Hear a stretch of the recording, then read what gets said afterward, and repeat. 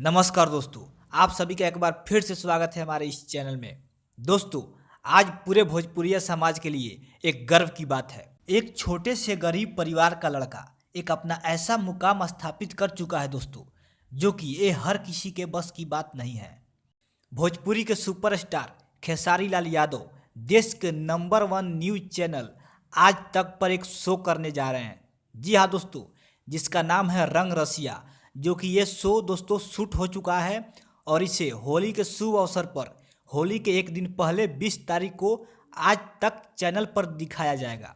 जी हाँ, इस खबर को खुद खेसारी लाल ने अपने फेसबुक पेज से पोस्ट किया है दोस्तों।